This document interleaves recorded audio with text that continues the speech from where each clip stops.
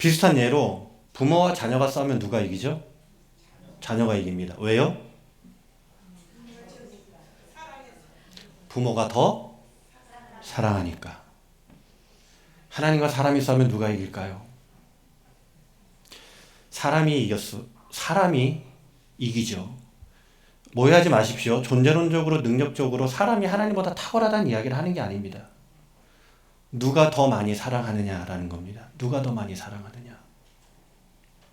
만약 하나님이 사람을 사랑하는 것보다 더 사랑했다면 사람은 살 수 없습니다. 왜냐? 맨날 죄 짓고 또 죄 짓고. 저는 개인적으로 회개 안 하는 성도는 성도가 아니라고 생각합니다. 주일날이라고 죄 안 지을까요? 아무것도 안 한다고 죄 안 지을까요? 우리는 늘 하나님 앞에 죄 짓고 사는 죄인입니다.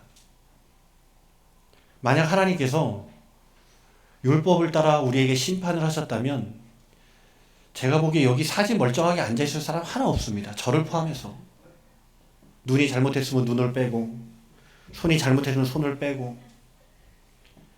여기 멀쩡한 사람이 누가 있을까요? 하나님이 이기신다면 우리는 다 죽었습니다. 그런데 결국 그 사람을 이기지 못해서 하나님이 누구를 보내신 거예요? 예수님을 보내신 겁니다. 제가 좋아하는 책 중에 신부님이 쓰신 책이 있어요. 가톨릭 신부님인데 좀 오래된 책인데 사람에게 비는 하나님이라는 책이 있습니다. 여러분 책 제목이 굉장히 마음 아프지 않습니까? 제발 그 길로 가지 마. 제발 나에게로 돌아와. 하나님이 이렇게 사람에게 비신다는 거예요. 그 마음이 얼마나 간절하면. 신부님이지만 저는 정말 존경합니다. 오늘 본문의 말씀은 사실은 여러분들이 너무나도 잘 아는 말씀이고 한국교회에서 굉장히 많이 설교된 내용입니다. 벳세메스로 가는 송아지 이야기. 제목도 아주 도전적이죠. 벳세메스로 가라. 울면서 가라. 울더라도 가라. 가서 뭐 하라는 얘기예요? 죽어라. 뭐처럼? 소처럼. 하나님을 위해서 열심히 살다가 소처럼 장렬하게 죽어라. 대부분의 메시지가 그런 내용입니다. 저도 이 설교를 듣고 사실은 굉장히 많은 은혜를 받았습니다. 그래서 이 설교를 들을 때마다 수도 없이 결단하고 또 결단하고. 어떤 분이 그런 이야기 하셨어요. 세상에서 제일 쉬운 일이 담배를 끊는 일이래요. 자기는 1000번도 넘게 끊었대요. 저는 1000번도 넘게 헌신하고 결단하고 심지어 하나님 앞에 하나님 내가 주를 위해서 죽겠습니다 라는 고백도 지금도 하고 있습니다. 근데 문제는 뭘까요?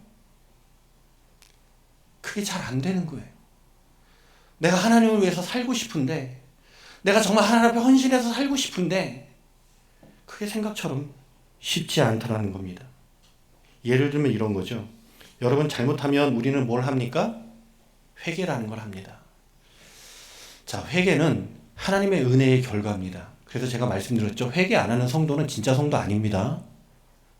여러분 이거 굉장히 중요한 문제입니다. 내가 성도로서 살아가고 있는가를 확인하는 가장 좋은 방법 중에 하나가 내가 매일 회개하고 있는가.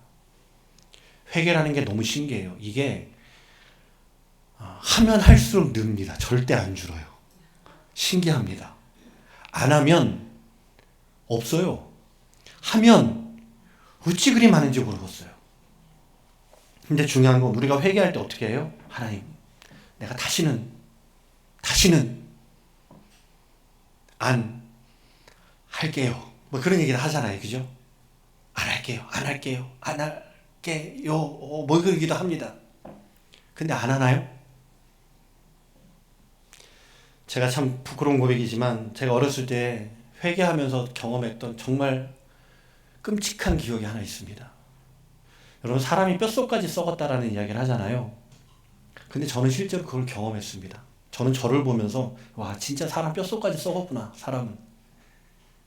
회개하는 그 가운데 분명 하나님 앞에 죄가 있어서 회개를 하는데 또다시 죄 지을 생각이 들면서 입가에 웃음이 싹 번지는 겁니다. 여러분, 죄는 왜 못 끊는지 아세요? 쾌락이 있습니다. 죄는 쾌락이 있어요. 실제로 훔친 사과가 맛있습니다. 돈 주고 산 사과는 별로 맛이 없어요. 훔친 사과가 맛있어요. 왜? 그게 죄의 본성이에요. 근데 그 죄 지을 생각, 회개하는 그 순간도 웃음이 나는 거예요. 나는 그렇게 살고 싶은데 그게 잘 안 돼요. 저만 그랬을까요? 아니에요. 성경에 보면 그런 사람 무수히 많아요. 대표적인 예가 누구냐? 베드로. 여러분, 예수님이 재판을 받을 때 유일하게 예수님을 쫓아갔던 사람이 누굽니까? 베드로예요. 왜 쫓아갔을까요?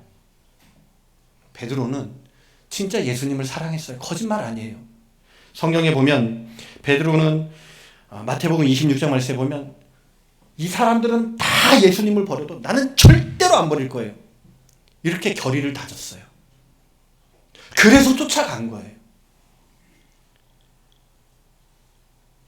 근데 막상 예수님을 앞에 두고 다른 사람의 질문에, 그것도 뭐 심판관이나 로마 군변에 이런 사람이 물어본 것도 아니야. 그냥 종이 물어봤는데도 아주 자연스럽게 예수님을 부인하게 되는 겁니다. 누가복음 22장 61절 말씀에 보면 베드로가 세 번째 부인할 때에 예수님과 눈이 마주쳤어요. 제 얘기가 아니라 성경의 얘기예요. 여기 주께서 돌이켜 베드로를 보시니 무슨 말이에요? 예수님이 베드로를 본 거예요. 베드로도 누굴 봤어요? 예수님을 봤겠죠. 그러니까 자기를 쳐다본 걸 알았겠죠. 그리고 나서 베드로는 대성통곡을 합니다. 왜 했을까요? 얼마나 후회가 되겠어요. 가지나 말지. 괜히 따라가서. 그렇지 않아요? 뭐 하려고 갔어? 다 도망갔는데. 예수님을 사랑하는 베드로는 그게 안 된 거예요. 근데 베드로가 몰랐던 게 있어요. 그게 뭐냐면 예수님을 사랑하는 그 마음을 자기가 지킬 수 있다고 생각한 거예요. 베드로는 예수님을 사랑했어요. 그래서 자신 있게 갔어요. 그래서 당당하게 이야기했어요. 그런데 문제는 뭐냐? 그 사랑을 지킬 힘이 자기에게 없었다는 거예요. 여러분, 이걸 깨닫는 건 굉장히 중요합니다. 신앙생활은 내 힘으로 하는 게 아니에요. 내가 하고 싶다고 되는 게 아니에요. 뭐가 있어야 돼요? 은혜가 있어야 돼요. 여러분 보세요. 사람이 은혜를 받으면 누가 봐도 다 예수님 같아요. 근데 기도 안 하면 어떻게 돼요? 내 안에 이 더러운 것들이 또 올라와요. 그래서 은혜는 매일의 은혜가 필요한 거예요. 여러분, 보통 성도분들 보면 사연 없는 성도분들이 없어요. 사연이라는 건 쉽게 얘기하면 이제 간증거리인데 10년 전, 20년 전 간증 가지고 그렇게 사시면 안 돼요. 매일의 은혜가 필요한 거예요. 매일의 은혜가 없으면 이 안에서 인간의 악한 것들이 계속 올라와요. 근데 베드로는 그 은혜를 자기가 만들어낼 수 있다고 생각을 한 거예요. 그래서 실패한 겁니다. 사랑하는 여러분, 우리는 어떻게 살아야 하나님의 사랑과 그 하나님의 은혜에 보답하면서 정말 믿음을 지키며 하나님 앞에 헌신된 삶을 살 수 있을까요? 오늘 본문은 그 이야기를 하고 있는 겁니다. 오늘 본문의 배경은 이럽니다. 이 앞에 장 내용부터 쭉 보면 이스라엘 백성이 블레셋과 전쟁을 하게 되는데 전쟁에서 패하게 됩니다. 그리고 나서 이스라엘 백성은 블레셋에게 뭘 뺏겨요? 법궤를 뺏기게 됩니다. 여러분, 법궤가 뭐예요? 하나님의 임재의 상징입니다. 그 법궤 안에는 뭐가 들어있습니까? 뭐가 들어있어요? 네, 여러분들이 아시는 게 들어있어요. 블레셋은 전쟁에 승리를 하고 이 법궤라는 대단한 전리품을 얻게 됩니다. 그리고 이 전리품을 어디다 둬요? 자기들이 모시는 다곤 신전에 갖다 놓습니다. 여러분, 고대의 전쟁은 신들의 전쟁이에요. 그래서 사람들이 대리전을 하는 겁니다. 그래서 우리가 전쟁에 이겼다는 것은 저 민족이 저 사람들이 섬기는 신보다 우리의 신이 더 강하다는 걸 의미하는 거예요. 그러니까 실제로 이 전쟁은 하나의 뭐였냐면 종교 의식과 같은 그런 성격이 있었어요. 여러분, 예전에 그 영화를 보시면 옛날 미국의 남북 전쟁이나 아니면 고대 전쟁을 보면 전쟁을 하러 가기 전에 그 군악대라 그러죠. 음악하는 사람들이 막 음악을 치면서 나가죠. 뭘 쳐요? 찬송가를 칩니다. 왜냐하면 이 전쟁에 하나님이 우리 편이라는 걸 강조하는 거예요. 그러니까 종교적인 어떤 속성과 명분을 그대로 가지고 있는 겁니다. 그래서 고대 전쟁에 보면 항상 전쟁을 하기 전에 뭘 하냐면 종교 의식을 가지게 됩니다. 심지어는 사람을 바치기도 했어요. 그만큼 이 종교에 있어서, 전쟁에 있어서 종교적 성격은 굉장히 중요했습니다. 그래서 블레셋 사람들은 자기들이 이기고 나서 다곤 신전에다가 법궤를 갖다 놓고 우리의 신이 더 세라고 자랑을 하는 겁니다. 그런데 문제는 그 법궤를 신전에 갖다 놓자마자 벌어지기 시작합니다. 우리 성경을 좀 찾아보도록 하겠습니다. 사무엘상 5장입니다. 그 앞장이죠. 5장 3절 말씀에 한번 봅니다. 2절 말씀에 보면 블레셋 사람들이 하나님의 궤를 가지고 다곤의 신전에 들어가서 다곤 곁에 두었더니, 그러니까 전리품으로 둔 겁니다. 근데 그 다음에 무슨 일이 일어났느냐?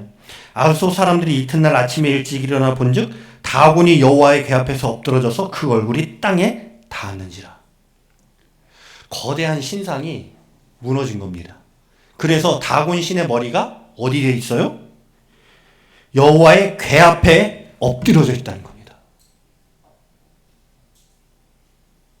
다시요. 하나님의 궤를 전리품으로 갖다 놨는데 그 다음날 가서 보니까 난리가 난 거예요. 뭐냐? 신상이 무너져서 그 궤 앞에 엎드려져 부서져 있었다는 겁니다. 이상하죠? 누가 그랬을까요? 블레셋 사람들은 몰랐어요. 이게 왜 이러지? 이게 뭐지? 했을 겁니다.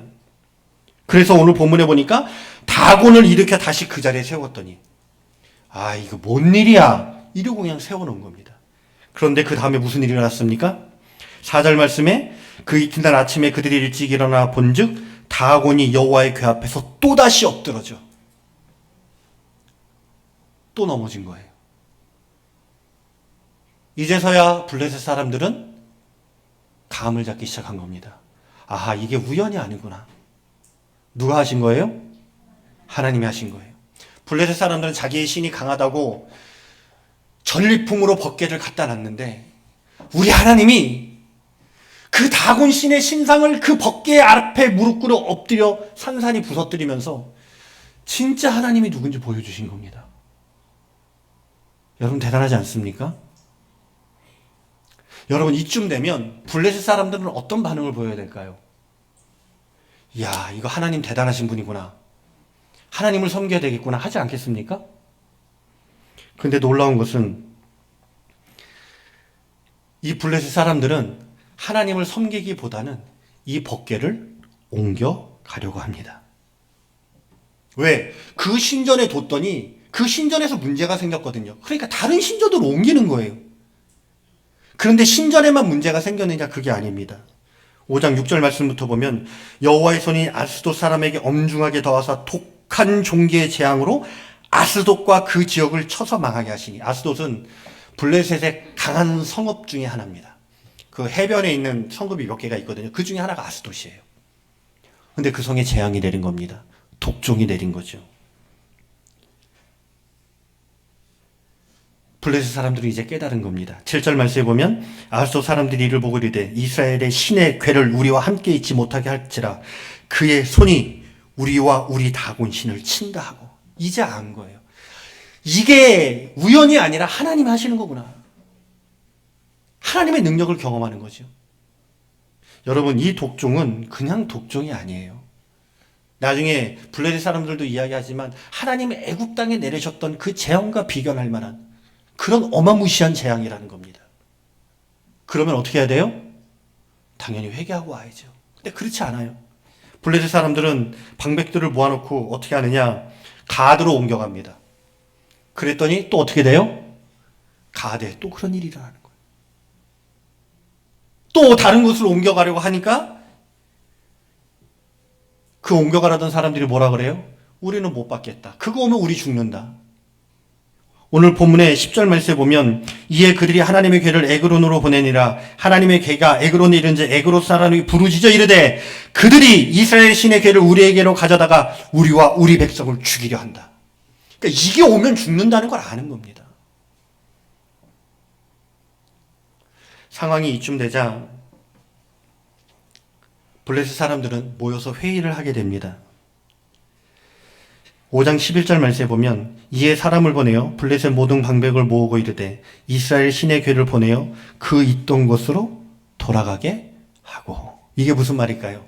우리가 승리의 전리품으로 챙겨왔는데 이제 이걸 어떻게 해야 된다? 감당할 수가 없다. 이 하나님이라는 신이 도저히 감당이 안 된다. 그러니까 뭐 하자? 돌려보내자. 여러분, 벳세메스로 법궤가 돌아오는 그 과정의 핵심이 뭐냐면 하나님의 궤가 블레셋 사람들이 감당이 안 돼서 돌려보내는 겁니다. 근데 돌려보낼 때 그냥 돌려보낼까요? 아닙니다. 블레셋 사람들도 이 사람들이 약었어요. 그래도 혹시나 하는 마음에 몇 가지 장치를 하게 됩니다. 그게 뭐냐? 오늘 우리가 읽은 6장 말씀에 나오게 됩니다. 7절 말씀에 보면 그러므로 새 수레를 하나 만들고 멍에를 메어보지 아니한 젖나는 소 2마리를 끌어다가 소의 수레를 메우고 그 송아지들은 떼어 집으로 돌려보내고 여호와의 궤를 가져다가 수레에 싣고 속전제로 드릴 금으로 만든 물건들은 상자에 담아 곁에 두고 그것을 보내어 가게 하고. 자, 보세요. 블레셋 사람들이 이 법궤를 보낼 때 그냥 보내지 않습니다. 첫 번째는 속건제, 재물을 우리가 잘못했다는 걸 인정하라는 겁니다. 우리 블레셋이 잘못했다는 걸, 죄를 용서해달라는 걸 인정하는 거예요. 그리고 중요한 장치를 하나 하는데 그게 뭐냐면 새 수레, 그러니까 헌게 아니죠. 새 것으로. 그리고 소를 가져다가 이 수레를 끌게 하는데 이 소는 한 번도 멍에를 매보지 않은 소예요. 그리고 심지어 새끼도 있어요. 그러니까 어미소인 거예요. 쉽게 말하면 한 번도 매보지 못한 멍에를 젖을 먹이고 있는 어미소가 메고 가니 그게 제대로 되겠습니까? 우리도 안 하던 뭐 하면 되게 힘들잖아요. 여자들 하이힐 신으면 막 까지잖아요. 안 신다가 신으면. 멍에를 매보지 않은 소에게 멍에를 메우는 거예요. 심지어 자기가 젖 먹여야 되는 소는, 새끼들은 그냥 두는 거예요. 더 놀라운 건 이 소는 벳세메스를 가본 적이 없어요. 무슨 말인지 이해되세요? 가본 적이 없어요. 벳세메스가 어딘지도 몰라요. 그냥 보내는 거예요. 그래서 오늘 본문에 보면 블레셋 사람들이 이 소를 떠나보내고 계속 따라갑니다. 왜? 저게 제대로 가나 안 가나 궁금한 거예요. 혹시나 하는 마음에. 왜? 만약에 진짜 하나님이 했으면 얘들이 제대로 갈 거고 가보지도 않은 길을 지들이 알아서 찾아서 갈 거고 만약에 그게 아니라면 이건 우연이야. 하나님이 아닌 거야. 이렇게 생각을 하는 겁니다. 근데 놀랍게도 소가 그 길을 가요. 신기하죠? 가보지도 않았는데 얘는 제가 보기에는 젖나는 소는 뭐 우리 밖으로 나가보지도 않았을 거예요. 생전 처음 가보는 길을 가는 거예요. 어떻게 가는 걸까요? 길을 알아서? 아니에요. 하나님이 끌고 가시는 거예요. 근데 심지어 이 소가 가면서 뭐예요? 울어. 제가 왜 울까요? 라고 물어보고 싶은데 이유는 제가 나중에 말씀드릴게요. 우는 이유가 있어요. 물론 젖나는 송아지 때문이기도 하고 멍해가 힘들어서 그럴 수도 있지만 제 보기에는 그거 아니에요. 자, 어쨌든 오늘 본문의 내용이 그거예요. 이스라엘에 뺏긴 법궤가 다시 이스라엘 땅 벳세메스. 여러분, 벳세메스로 가는 게 왜 중요하냐면 벳세메스는 누가 있냐면 제사장이 있어요. 제사장. 그러니까 종교적 의미가 강한 거예요. 오늘 본문의 시작을 이렇게 합니다. 여호와의 궤가 블레셋 사람의 지방에 있은 지 얼마라? 7달이라. 그러니까 법궤를 빼앗긴 지 얼마 지났다고요? 7달 지났다고요. 여러분, 이것은 대단한 선언입니다. 정말 대단한 하나님의 경고예요. 여러분, 이스라엘 백성들이 출애굽을 하는 기간을 보통 6개월로 봅니다. 그러니까 이스라엘 백성이 출애굽하는데 얼마 걸렸느냐? 애굽에서 나오기까지 한 6개월 정도 걸렸다고 봐요. 출애굽이라는 어마어마한 사건이 발생해서 이루어지기까지 얼마 걸렸다고요? 6개월. 출애굽이라는 그 어마어마한 사건이. 근데 오늘 본문의 말씀은 괴가 블레셋 지방에 있은 지 얼마라고요? 7달. 7달. 여러분, 오늘 본문이 사실상 말하는 것은 이 7달 동안 과연 이스라엘 백성들이 뭘 했느냐는 겁니다. 법궤를 빼앗기고 7달 동안 니네 도대체 뭐 했어? 여러분, 법궤를 빼앗기는 사건은 어떤 사건일까요? 이게 그냥 신물을 빼앗긴 사건이 아닙니다. 사무엘상 4장 21절 말씀에 보면은요, 법궤를 빼앗기는데 아주 지대한 공헌을 한 비느하스라는 엘리의 아들이 있습니다. 이 엘리의 아들의 아내, 비느하스의 아내, 그죠? 비느하스의 아내가 죽으면서 아이를 낳습니다. 그리고 그 아이의 이름을 뭐라고 이야기하냐면, 그죠, 이가봇. 이가봇. 뜻이 뭐예요? 뜻이 뭐예요? 하나님의 영광이 떠났다는 거예요. 여러분, 법궤를 빼앗기는 사건은 단순히 신물을 빼앗기는 사건이 아니라 하나님의 영광이 이스라엘 백성을 떠나는 사건이라는 겁니다. 여러분, 이스라엘 백성이 어떤 백성이에요? 하나님의 언약의 백성이에요. 법궤가 뭐예요? 하나님의 언약의 상징이에요. 이스라엘 백성은 하나님 백성 때문에 생겼고, 이스라엘 백성은 하나님 때문에 살았고, 이스라엘 백성이 지금까지 견딜 수 있었던 이유가 누구예요? 하나님에게 있는 거예요. 그런데 그 하나님의 영광이 이스라엘 백성을 떠났어요. 바꿔 이야기하면 법궤를 빼앗긴 사건은 하나님이 이스라엘 백성을 떠나신 사건이에요. 왜? 그들의 죄와 그들의 악한 것들로 인해서 하나님께서 이스라엘을 떠나시는 사건입니다. 사랑하는 성도 여러분, 그런데 그 법궤를 빼앗기고도 이스라엘 백성은 뭐예요? 아무것도 안 하는 겁니다. 7달이 지나도록 이 법궤를 되찾기 위해서 이스라엘 백성은 아무것도 하지 않아요. 하나님으로 인해서 살아가는 백성들이 하나님이 떠나셨음에도 불구하고 그 하나님을 되찾기 위해서 아무것도 안 하더라는 겁니다.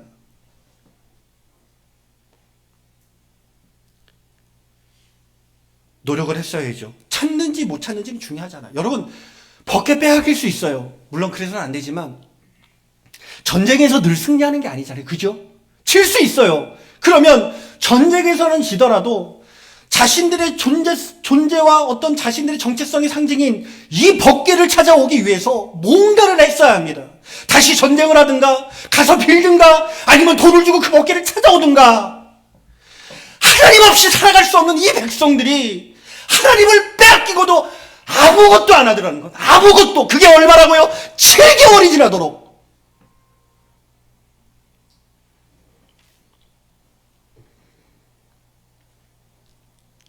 여러분, 사사시대의 이스라엘 백성들이 얼마나 비굴하게 살았습니까?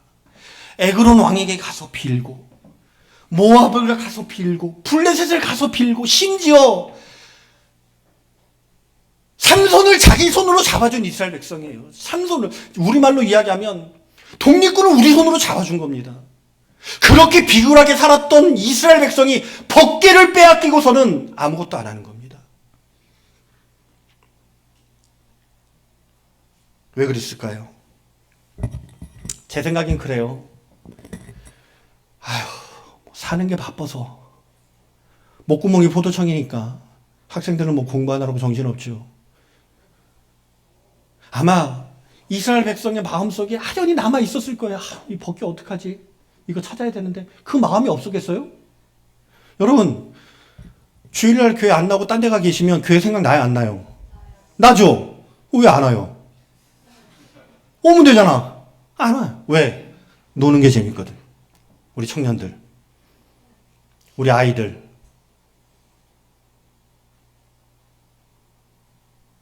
마음에 있었겠죠. 그런데 그대로 움직이지 않았어요. 왜? 그냥 현실에 사는 게 더 중요하니까. 실제로 여러분, 우리 신앙이 게을러질 때 보면 그 이유가 다 뭐 때문이에요? 한마디로 이야기하면 사는 거. 그러다 보니까 못했어요 라고 이야기하는 거예요. 그게 뭐냐? 법궤를 빼앗기고도 법궤를 찾지 않는 이스라엘 백성과 똑같다는 겁니다. 법궤가 이스라엘 백성에게는 생명보다 귀한 거예요. 자신의 삶의 전 존재의 의미와 정체성과 자신의 삶의 목표가 어디에 담겨 있느냐, 자신의 삶의 과거가 어디에 담겨 있느냐, 이 법궤 안에 달려 있어요. 법궤 아래. 근데 그걸 찾지 않아요. 왜? 사는 게 바빠서. 결국 사랑하는 성도 여러분, 블레셋 땅에 있은 지 7달이라 이 말이 의미하는 바는 이스라엘 백성들은 하나님을 버렸다는 겁니다. 하나님은 이스라엘 백성에게 철저히 버림받으신 거예요. 사실 이런 일이 처음은 아닙니다. 광야 시대에도 그랬어요. 여러분, 광야 시대는 기적의 시대입니다. 눈만 뜨면 구름 기둥과 불 기둥이 보이고 만나가 내리고. 근데도 출애굽 1세대가 광야에서 다 죽었어요. 왜요? 불순종했거든요. 사사 시대도 그랬잖아요. 왕정 시대는 안 그랬습니까? 계속 그랬어요.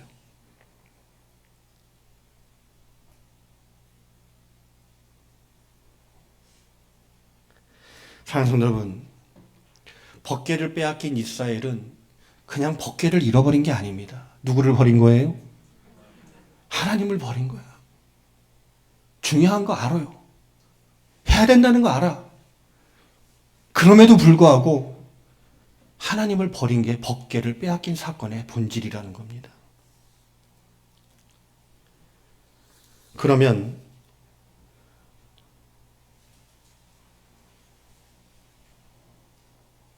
이스라엘 백성에게 버림받은 하나님은 뭘 하셨을까요? 이스라엘에게 버림받은 하나님은 뭘 어떻게 하셔야 될까요? 하나님은 이스라엘을 애굽에서 구원하시고 그 광야의 불순종을 참아주셨어요. 그리고 사사시대의 이스라엘의 고통을 정말 볼 수 없어서 불쌍히 여겨서 그들을 구원해 내셨습니다. 그런데 그러다가 결국 어떻게 되셨어요? 버림받으셨어요. 자신이 구원한 백성으로부터 하나님은 철저하게 외면당하신 겁니다. 우리 하나님 뭘 하셨을까요? 이제 새로운 백성을 찾아다니셨을까요? 아니면 새로운 백성을 준비하셨을까요? 저는 오늘 본문을 볼 때마다 하나님께 되게 감사합니다. 왜냐하면 하나님은 이스라엘의 하나님이 아니라 블레셋의 하나님이 되실 수도 있었어요. 오늘 본문에 기록되어 있지만 다곤 신전에서 있었던 일들, 하나님이 내리셨던 그 재앙들 생각해 보세요. 블레셋 사람들은 얼마나 두려워하고 떨며 하나님을 두려워했습니까? 이방 민족들은 이렇게 하나님을 두려워하면서 떠는데 정작 이스라엘 백성들은 뭐예요? 그 하나님을 하나님으로 여기지 않는 겁니다. 기가 막히죠. 그래서 하나님은 더 큰 능력과 더 큰 재앙 내지는 더 큰 메시지를 통해서 블레셋을 통째로 뒤엎으시고 이스라엘의 하나님이 아니라 블레셋의 하나님이 되실 수도 있었어요. 그런데 하나님께서는 그렇게 하지 않으셨습니다. 하나님께서 블레셋에서 기적을 일으키시고 이적을 일으키시는 이유는 뭘까요? 사무엘상 5장 11절 말씀이 이렇게 이야기를 합니다. 이에 사람을 보내어 블레셋 모든 방백을 모으고 이르되 이스라엘 신의 궤를 보내어 그 있던 곳으로 돌아가게 하고 우리와 우리 백성이 죽임을 당하게 함을 면하자 하니. 또 6장 2절 말씀이 오늘 본문에도 블레셋 사람들이 제사장들과 복술자들을 불러서 이르되 우리가 여호와의 궤를 어떻게 할까? 그것을 어떻게 그 있던 곳으로 보낼지 우리에게 가르치라. 여러분 보세요. 하나님께서 블레셋 땅에서 기적과 이적을 일으키신 이유는 뭐예요? 나 돌려보내라는 거야. 나 돌려보내. 나 어디로 가겠다? 내 백성에게로 가겠다. 내 땅으로 가겠다. 내 백성에게로 가겠다. 하나님은 블레셋 땅에서 블레셋 백성들에게 뭘 가르치시느냐? 내가 전지전능한 하나님이고 마땅히 너희는 나를 섬겨야 돼. 이걸 가르치실 수도 있었죠. 물론 그러길 원하셨을 거예요. 그런데 하나님 그것보다 이 블레셋 백성들에게 뭘 알려주신 거예요? 나를 내 백성에게로 돌려보내라.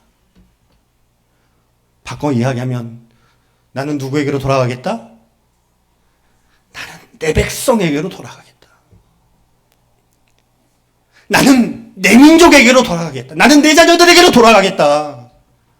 그 이야기를 하시는 겁니다. 사랑하는 여러분, 예레미야서 2장 32절은 이렇게 이야기합니다. 처녀가 어찌 그의 폐물을 입겠느냐? 신부가 어찌 그의 예복을 입겠느냐? 오직 내 백성은 나를 잊었나니. 하나님 아시는 거예요. 당신이 버림받으시는 거 아시는 거예요. 이 백성이 나를 하나님으로 생각하지 않는 거 아시는 거예요. 여러분 역사적으로 보면 이스라엘 백성은 하나님을 하나님으로 제대로 섬긴 적이 단 한 번도 없습니다. 하나님도 섬겼죠. 하나님도 섬기고 돈도 섬기고 우상도 섬기고. 여러분 우리가 가지고 있는 신앙하고 비슷하지 않나요?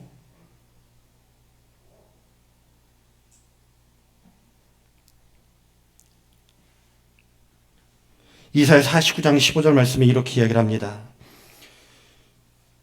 여인이 어찌 그 젖 먹는 자식을 잊겠으며 자기 태선한 아들을 긍휼히 여기지 않겠느냐. 그들은 혹시 잊을지라도 나는 너를 잊지 아니할 것이라. 사랑하는 성도 여러분, 하나님은 철저하게 이스라엘로부터 외면당하시고 버림받으셨습니다. 하나님은 자기를 버린 그 이스라엘이 어떤 존재인지 분명히 알고 계셨어요. 완악하고 죄악으로 가득 차고 하나님을 하나님으로 알지 못하는 백성이라는 걸 알았습니다. 그런데 그럼에도 불구하고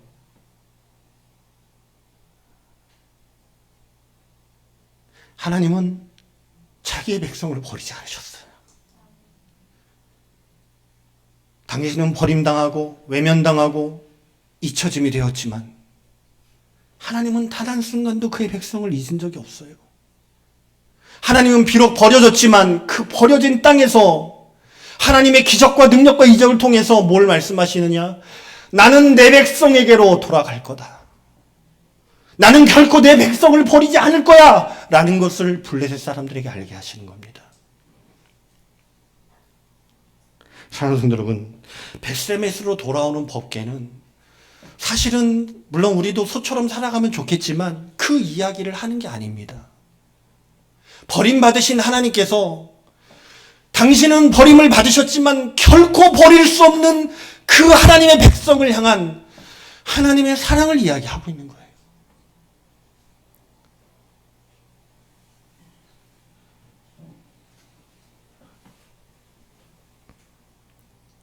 우리가 앞에 이야기했죠. 베드로는 예수님을 사랑했지만 그 사랑을 지킬 힘이 자기에게 없었습니다.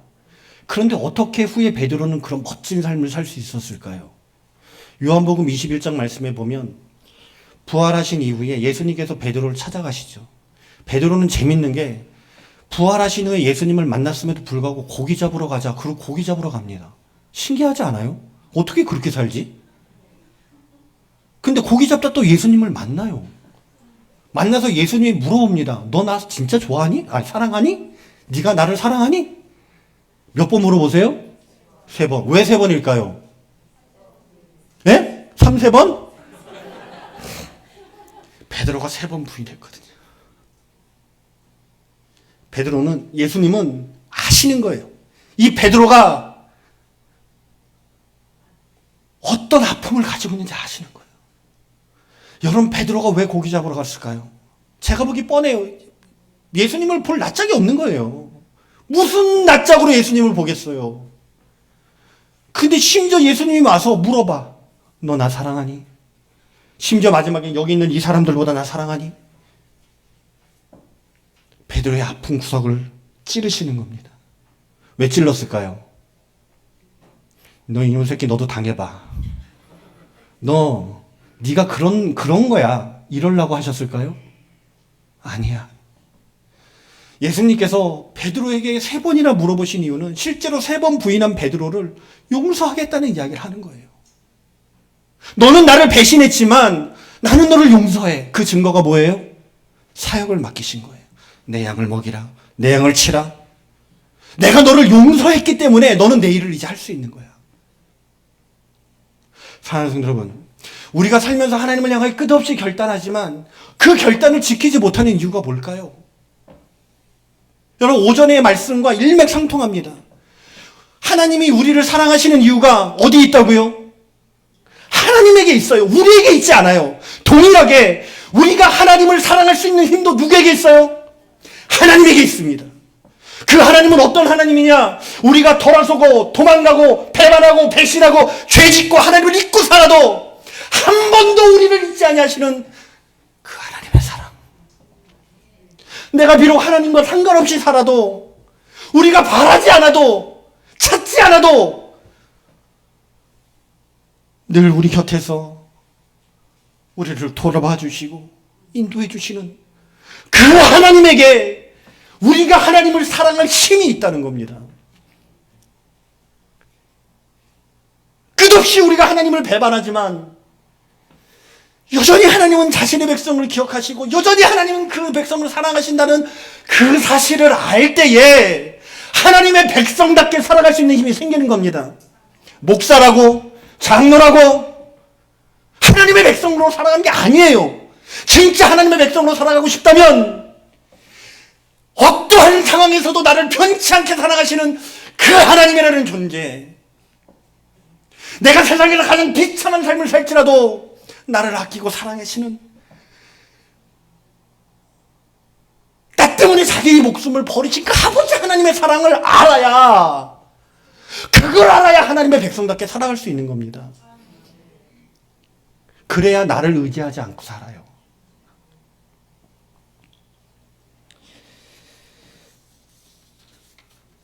사랑하는 성도 여러분, 말씀을 정리합니다. 법궤에는요, 성경이 우리에게 너도 이 소처럼 죽더라도 울더라도 헌신하면서 살아. 물론 이 이야기가 틀린 얘기는 아니에요. 그러나 성경의 맥락으로 보면 이 소는 우리를 이야기하는 게 아니라 하나님의 마음을 이야기하는 겁니다. 여러분, 소가 왜 울었을까요? 예? 맞아요. 소가 운 이유 중에 하나가 그거예요.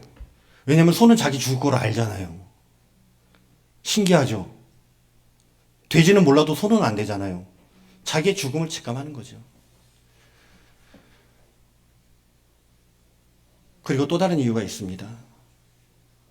여러분, 벳세메스로 가는 길은, 그 벳세메스로 법궤가 가는 길에 이스라엘 백성들이 한 거 있어요, 없어요? 하나도 없어요. 하나도 없어요. 그러나 그 길은 어떤 길이에요? 배신당한 하나님께서 자신의 백성을 잊지 못해 가시는 사랑의 걸음인 거예요. 그걸 누구도 알아? 소도 알아? 누구만 몰라요? 우리만 몰라. 소도 아는 그 하나님의 마음을, 실제로 성경학자들이 그런 이야기를 하지 않아도 저는 잘 모르겠습니다. 제 생각이니까.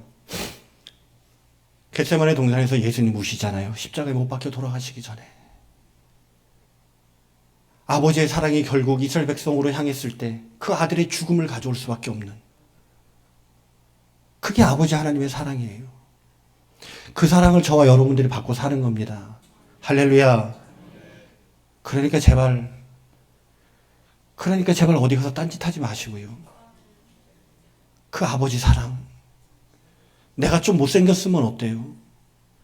내가 좀 학력이 딸리면 어때? 내가 좀 직장에 거시기 하면 어때? 내가 좀 아는 게 없으면 어때요? 어때요? 하나님이 날 사랑하신다는데.